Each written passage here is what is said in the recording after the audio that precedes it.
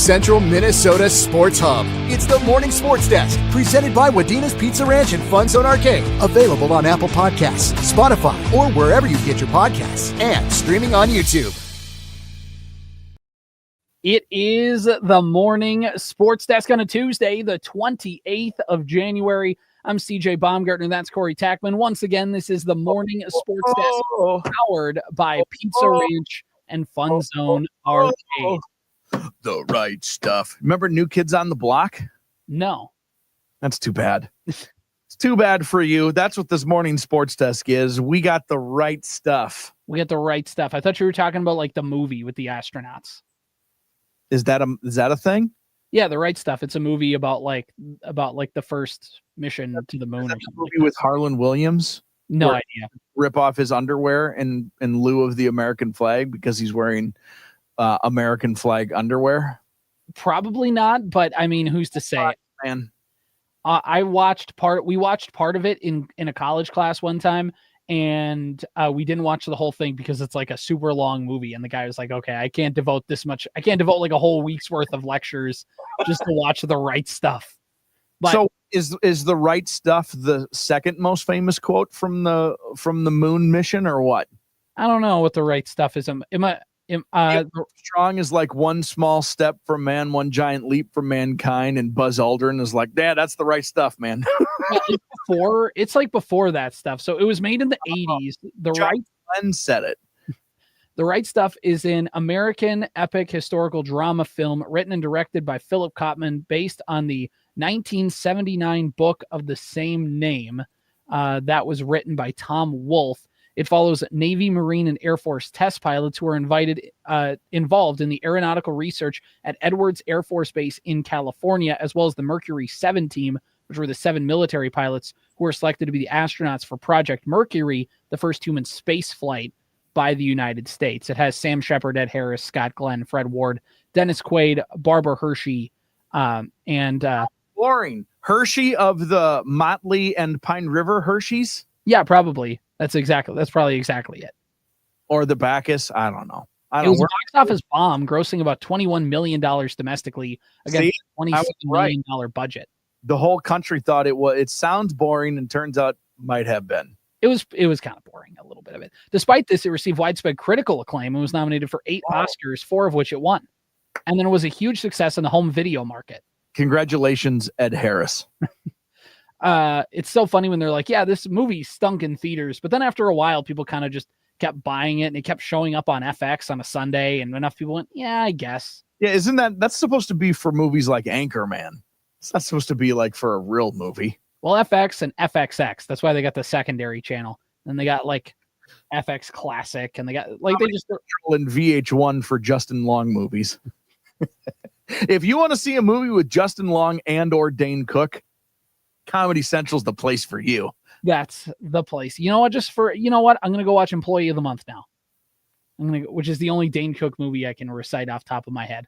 I love Undeclared with all my whole heart. How about we just watch Dodgeball? Yeah. I'm in. Let's just do that one instead. Today's Morning Sports Desk is Dodgeball. Enjoy. Nobody makes me bleed my own blood. That's such a good movie. I can quote it all the time. It's a perfect early 2000s comedy because it has a lot of early 2000s comedy jokes. It's a very simple movie, like all comedies are, like plot wise, and it's a very tight 90 minutes. That movie doesn't outstay its welcome. It goes in, tells its jokes, and gets out. Arr. You're not a pirate. Steve the Pirate. When I was in college in Winona, we had a Steve the Pirate in town. Did you really? Mm-hmm. Yep. Middle-aged man, rode his bike everywhere, dressed like a pirate, Steve the Pirate. How could he be a pirate if he rode a bike? Well, there's not too many, nautical adventures to be had anymore. I mean, there is on Winona. There's river boats and things like that. Boat in the river and start plundering sailboats, or did the Coast Guard step in? Well, there's just not as many like those things. You still have to get around town. You know what I mean? Well, not if your town is the sea. Yeah, but that's what I'm saying. When he was in town, he biked. Yeah, but how many pirates make a ton of stuff on land? They're spending a lot of their time on the boat. That's who. Steve the Pirate. You're poking a hole. You're trying to logical the fact that there was a guy in 2006 called Steve the Pirate in Winona. He was awesome, by the way. Was he? How many interactions did he have with them? A dozen. Did he share his buried treasure with you? No, his buried treasure, I think he spent on grain belt premiums at Ed's No Name Bar. It wasn't like no, we spent. I ran in tons. Everybody had interactions with Steve the Pirate. You weren't a member of his swashbuckling crew? He was a lone wolf. I respect it. Mm-hmm. We should probably talk some high school sports. A ship and more of a dinghy with a crew of one. Quit playing with your dinghy. All right, what's next? All right, let's talk some high school girls basketball here on the Superstation K106 tonight, 105.9 FM, also streaming online at WDenaRadio.com or the Superstation K106 mobile app. We have Wadena Deer Creek hosting New York Mills Park Region Conference girls basketball. Wadena Deer Creek is number 2 in the conference. New York Mills is number 3. That could change depending on how tonight's action goes. The Eagles are 12-5. The Wolverines are 12-6.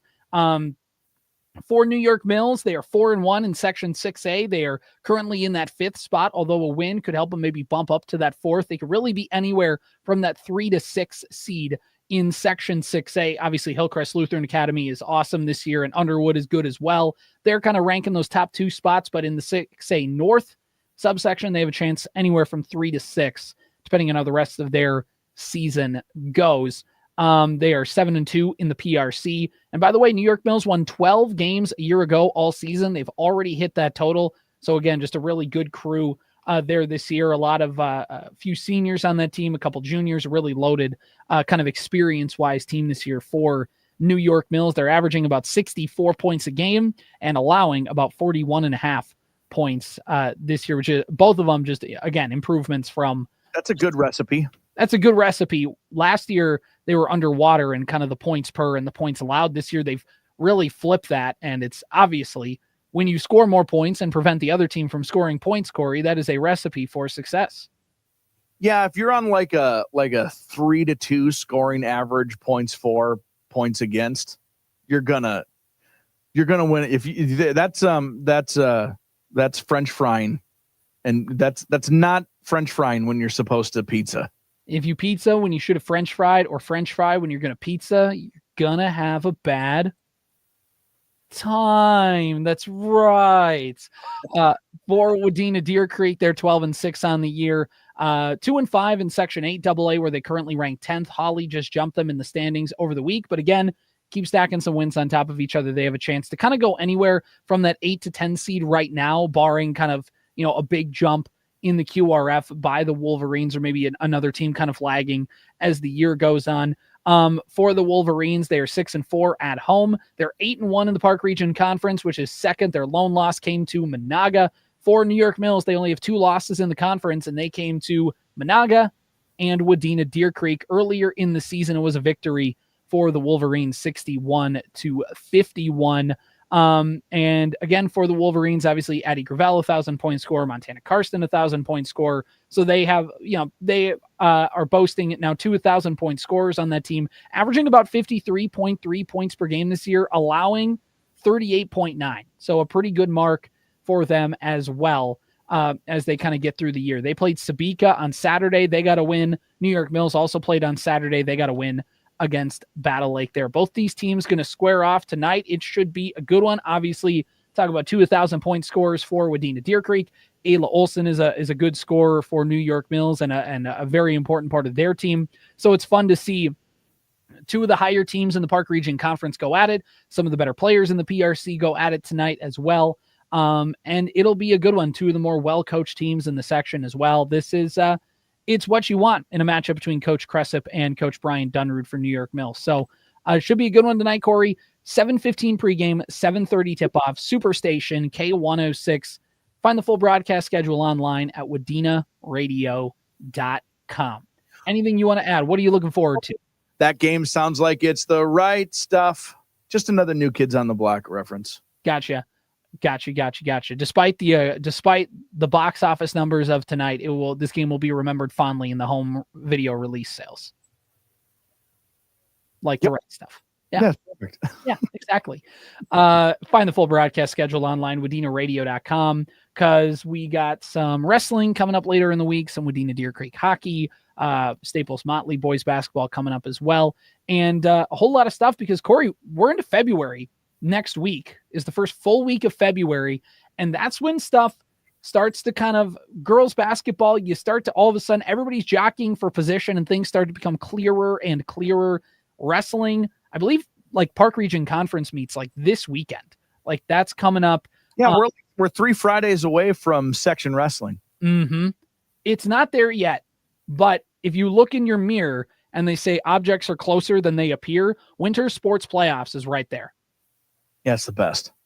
It's the best, and it's on the horizon. So again, WDenaRadio.com, Superstation K106, mobile app are great places to keep in the loop, and also following Sports Cow on Facebook. Corey, can I get a moo? Moo. Moo. Moo.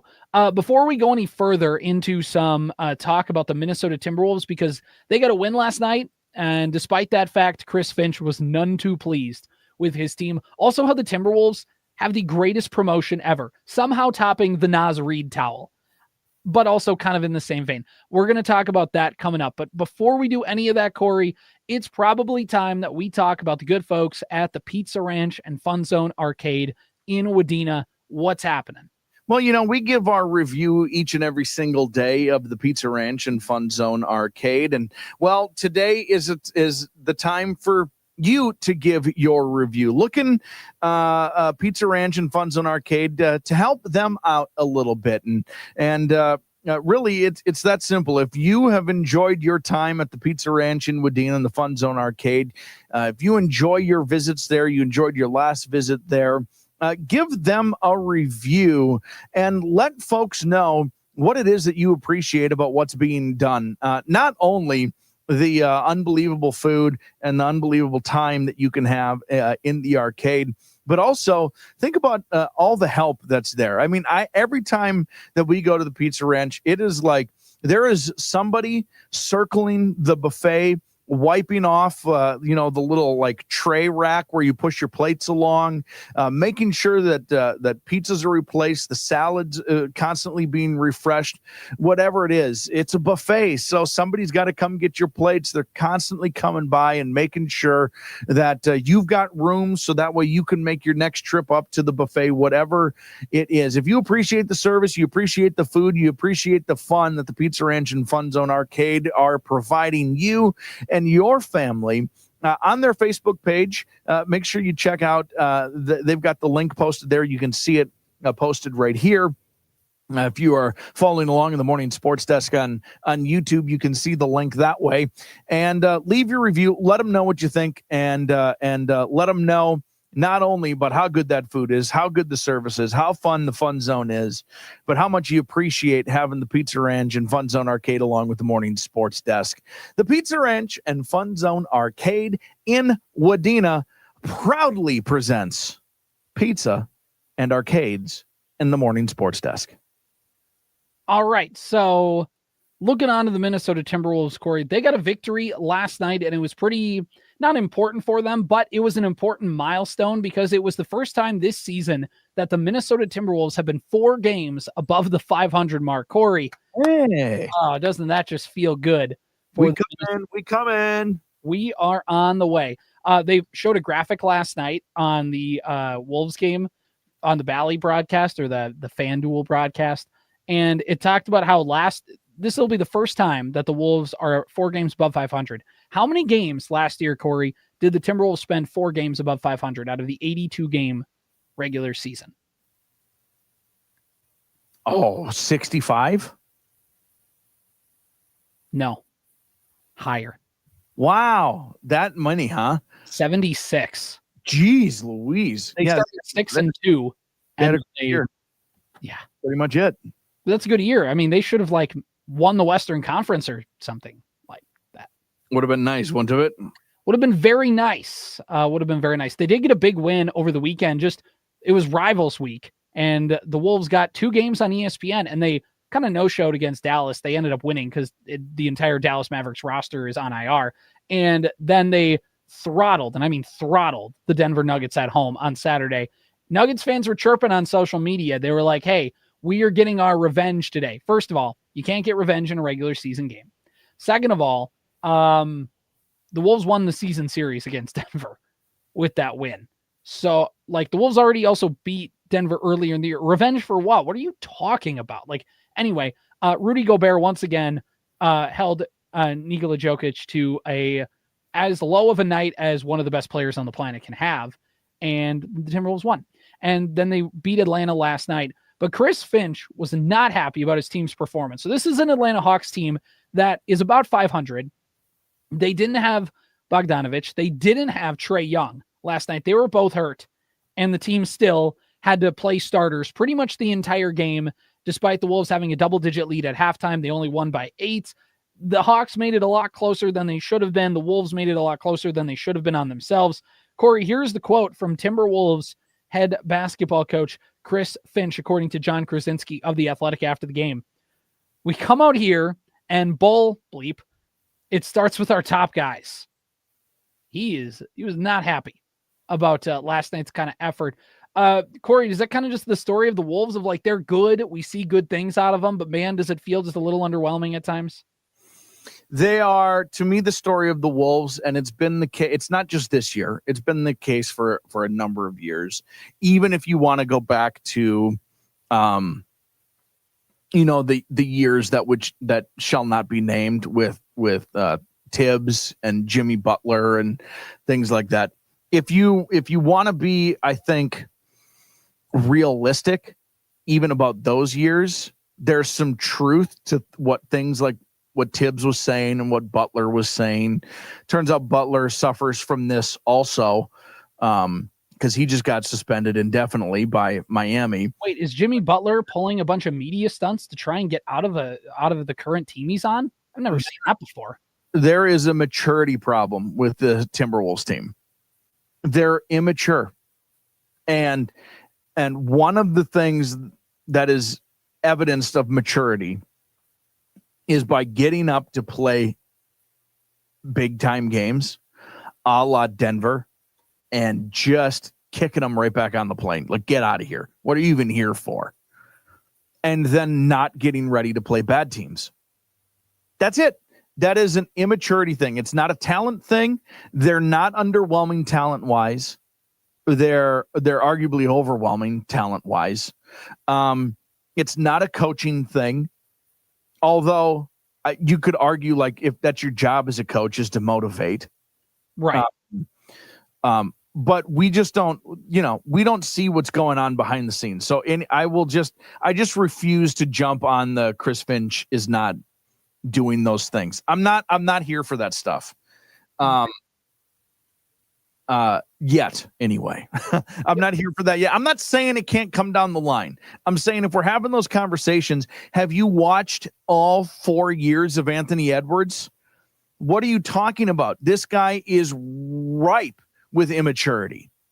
He just is. If it's saying slurs in the stands to having 6 baby mamas to what I'm just saying, the guy's responsibility level is not at its full showcase yet. He is an irresponsible young man. And one of those things is getting ready to play and be mature and play teams that you should throttle. Because you beat Denver, it doesn't mean you get the automatic W against Atlanta. That's not what it means. Mm-hmm. It's why Conley is so important to this roster. It's why Cat was so important to this roster, even though that guy has immaturity streaks a country mile long as well. He at least had that been there, done that before. These are some of the learning curve issues that an Anthony Edwards-led team needs to struggle through. By the way, you mentioned Dallas. This is the same was true with Luka. Luka could show up and score 1 million points every single night.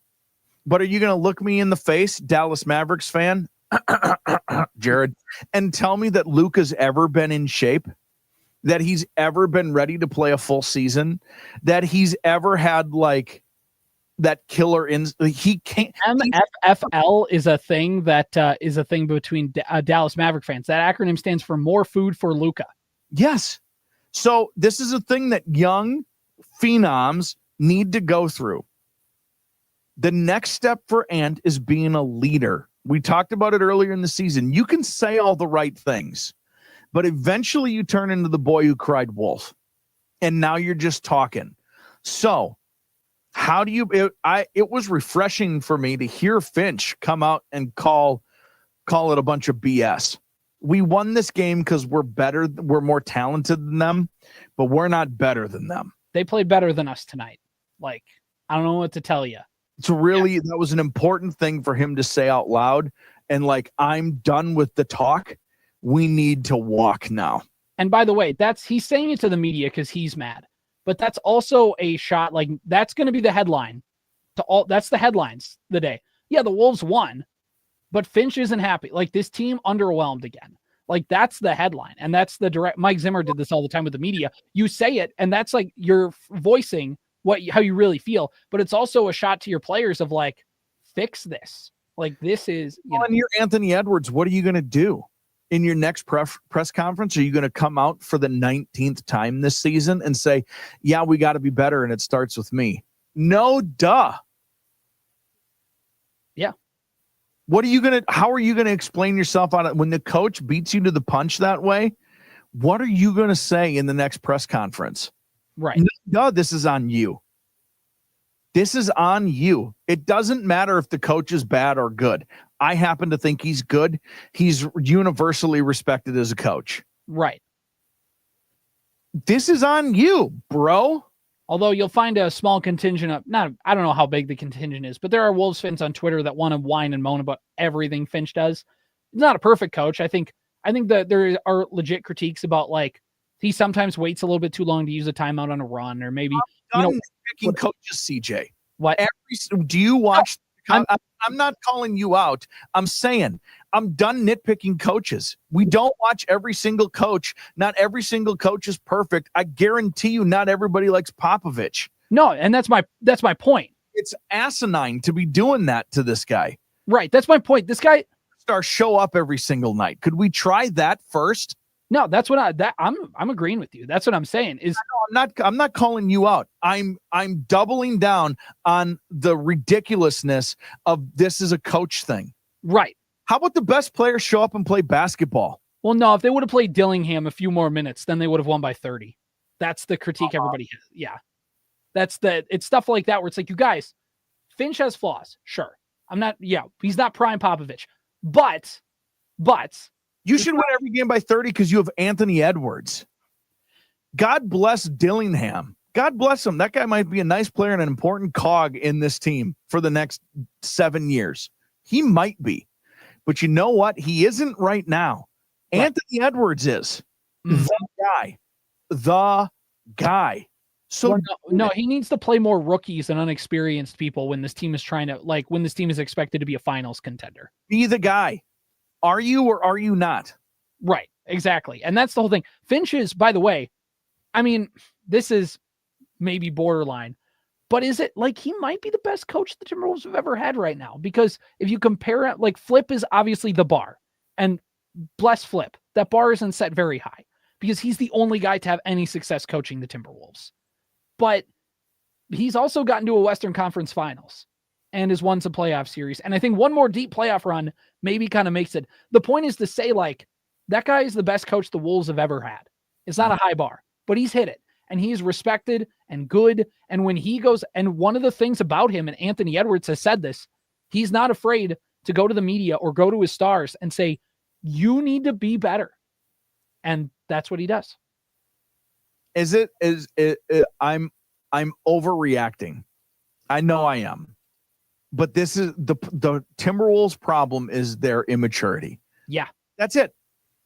They have other problems that are exacerbated by the fact that they don't get ready to play every single. Their best player, a top 10 player in the league, a guy who could arguably be the face of the franchise in the next 5 years, the face of the league in the next 5 years. The league wants him to be it, by the way. They would love for him to be. They make no bones about how much they commercials all the time. They're doing more primetime games. Like, he leads the Timberwolves franchise in 3-pointers made. Again, a low bar, but still he hit it. Doesn't matter. Yeah. The fact is he is there already. The bar was low, and he in not even 4 complete years of NBA basketball, he's the leader. When he's done, it's gonna be, those numbers are gonna be really difficult to beat if he's a Timberwolf for life. What he's doing. So how about instead of looking at the title you already have, look at who you actually want to be. Yeah. So the Timberwolves, by the way, and this is all to say that here's my thing. I think that this is, with the Wolves, that underwhelming loss yesterday. The reason it's so underwhelming too, this team has a back-to-back tomorrow and Thursday. They are both on the road. They play Phoenix tomorrow night and then go to Utah Thursday night and then off on Friday. And then on Saturday, they're back home. But there's a stretch here with these next few Wolves games. So they play the Cleveland Cavaliers on February 10th. All right. But if you look in the games before that, so if you count last night's game, there's an 8-game stretch here. They play the Hawks, 500, middling. The Suns, middling. The Jazz, bad. The Wizards, bad. The Kings, middling. The Bulls, bad. The Rockets, good, but the Wolves do play well against them. And the Trailblazers, who are bad. There is a stretch here to kind of get out of the competing for the play-in spot or trying to stay out of the play-in to at least making sure that you're in that 3 through 6 camp in the Western Conference. Because OKC is running away with it. They're 37-8. Rockets are 31-14. Grizzlies are 31-16. Nuggets are 28-18. Lakers are 26-18. Clippers 26-21. Wolves in the 7th spot right now at 25-21. The Suns are 24-21. And then there's the Mavericks at 25-22. The Kings at 24-22. Then you have the Warriors and the Spurs kind of ranking through that list. The point is the Wolves have a chance to kind of slingshot themselves away from the Suns, Mavs, Kings, Warriors, Spurs kind of demographic and have a chance to shoot themselves into the Nuggets, Lakers, Clippers. And then you kind of can fight for trying to get a top 6 seed.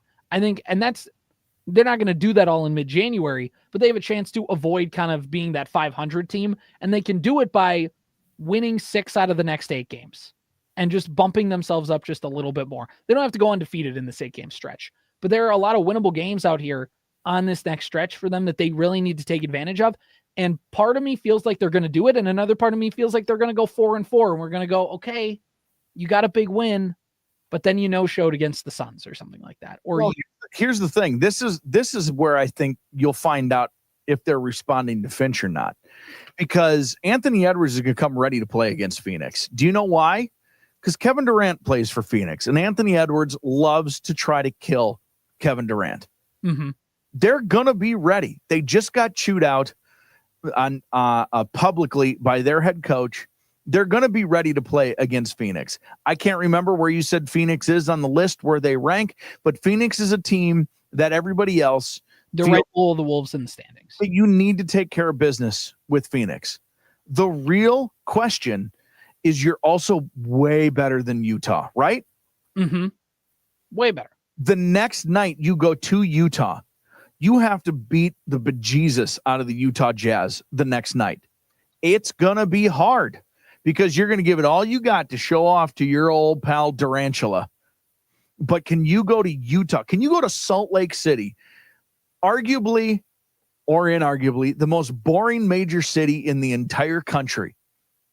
Can you go there and get ready to play and show Lauri Markkanen what's up?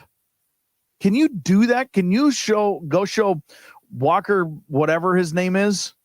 Ferris Bueller? Walker Kessler? Walker Bueller's the Twins guy, right? Walker Jenkins. Walker Jenkins. See, I'm just confusing. Walker Bueller is the pitcher for the Dodgers. There we go. See, I'm confusing baseball. He pitches for the Yankees now. Doesn't matter. Doesn't matter. Anyway, can you go into Utah and beat them up? That's showing me that you actually responded. Because if you go to Phoenix and lose to Phoenix, that makes sense. Phoenix is nice with nice players on the road. You should pound Utah. It doesn't matter where. Play that game on the moon. That's showing me you're responding to this and you're taking it seriously. Exactly. Okay, let's wrap up the show with a little lighter stuff. So the Timberwolves last year, remember Corey did the Naz Reid beach towel? So cool. That was so cool. It was such a great giveaway. Naz Reid was in his 6th Man of the Year campaign. Everything just worked out perfectly. And not only were they just great giveaways, because it's a beach towel, like it's a giveaway you can actually use, but also it sticks out. So there was like a Tim McGraw concert like the next month, and some fan was holding up the Naz Reid towel. There was like, I think it was in Philadelphia, there was somebody at an event holding up a Naz Reid towel at WWE. Every Vikings road game. Exactly. I mean, it showed up everywhere. It was awesome. It was like a flat Stanley. Everybody's taking pictures around the world of themselves with a Naz Reid towel. Well, I think they've, in a way, they might have found a better giveaway, or at least something that's exactly on that level. I would say it's maybe the best giveaway the Wolves have done. And what they have done, and I want to find the right picture to pull this up onto the screen for you to watch that doesn't pull up a video. So let's see if we got this here. So this, with your kind of viewing, see if it pulls up a video here. Okay, it doesn't. But either way, the point is the Minnesota Timberwolves are doing a Naz Reid bobblehead night of Naz Reid holding up the Naz Reid towel. Oh, that's awesome. That's awesome. Naz Reid holding the Naz Reid towel. Naz Reid holding the Naz Reid towel. That's cool. Yeah, I'm in. Look at this. I love that. Look at this thing. Look at in the picture bottom left there, how he's got it draped over his shoulders like he's Mike Tyson walking into a heavyweight championship title bout. That's really cool, man. Yeah, I'm down with that. Naz Reid bobblehead. But it's a towel of Naz Reid holding up the Naz Reid towel. It's Naz Reidception. Who's the last athlete in your estimation, Minnesota athlete, who has like just the culture by just gripped tight? You know what I mean? Uh-huh. Who's the last one? Was it Eduardo Escobar? Eduardo Escobar was a popular one. Is there a Vikings person? The Vikings, because they either are like, the Vikings either consider them a star, like a legit superstar, or they're like a scrub. I'm trying to think of like. I would argue, like going back, like Leroy Horde was probably that a little bit, but it's Mark Madsen. Everyone loves Mark Madsen. Mm-hmm. Probably it's a Twins player. How about the Vikings with this, like Pat Williams, maybe? Yeah, maybe. Or is he too like Naz Reid's the 6th Man of the Year, so I don't want to take anything away from Naz Reid, but like Pat Williams is awesome. Pat Williams was good. Kevin Williams, borderline Hall of Famer. Or that guy should be in the Hall of Fame. He's just really, I don't know, like people buy Naz Reid jerseys. Like it's Ant and then Naz probably for the most popular jersey, right? Especially now without Cat, yeah. So who is that? Who is it? Royce Lewis? Royce Lewis is like a number. The thing about Naz Reid that makes him popular is the fact that he is like a undrafted guy that worked his tail off to become a legit NBA player. So like in a way, is that like we talked about this before, like Willie Castro? Yeah, but Royce has been nothing but hurt his entire career, and every time he shows up, he hits grand slams. Yeah. You know what I mean? Like, hey, Royce is back after a long injury, 3-run home run. Mm-hmm. You know, so you're right. The pedigree going back is deeper for Royce, but his comeuppance has been just as big of a battle as Naz. How about like Lou Ford? Lou Ford's a great one. Because everybody would chant Lou, and everybody thought that Lou Ford thought the fans were booing him.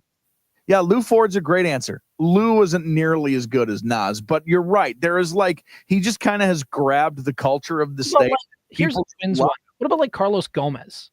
Yeah, Gomez is a good one. Because everybody had the Go Gomez shirts, because he was just your stereotypical Twins center fielder in that era. He was really fast. He made a lot of diving plays in center field. He would steal a lot of bases. He would get really mad when he would strike out and smash his bat in half. Yep. Yeah. I think there's a lot of options. I don't know. I don't know anybody who's grabbed it who's also just been this good either. That isn't a superstar. Right. You know, I get why Anthony Edwards is everyone's favorite. He should be. But I just love that everyone's second favorite is Naz Reid by a mile. What about, like, this maybe is a borderline hot take police here, but like, is that Adam Thielen for the Vikings? Yeah, that's a great answer. Because Adam Thielen is a legit good NFL wide receiver. Like, in his prime, he was top 15 in the league. So it's not to say, but a guy like just has grabbed, like, everybody in Minnesota had an Adam Thielen jersey. One, because they didn't really have a quarterback, and Adrian Peterson was on his way out the door. But like, Adam Thielen was the guy you associated with the Minnesota Vikings. Yeah, I think Adam Thielen's the answer. And again, a guy who came out of nowhere, had to work his tail off and kind of prove it, and got better as he got older. Mm-hmm. No, Adam Thielen's the answer. That's a great job. Shout out Adam Thielen.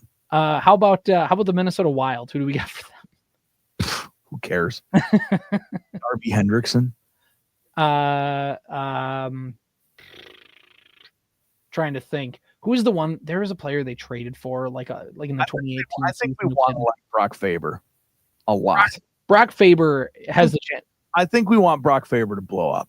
Yep, because we already have Kaprizov as the star. Faber is like because he's a defenseman, so he's not going to get as many. Yeah, I think that's the guy we want to blow up, right? Yeah, Brock Faber. That's the guy. We've hung our hats on a lot of goalies.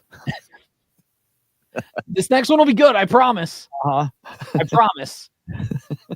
Now, anyway, shout out Naz Reid, bobblehead of Naz Reid holding the Naz Reid towel. That's awesome. Naz Reid. Moo.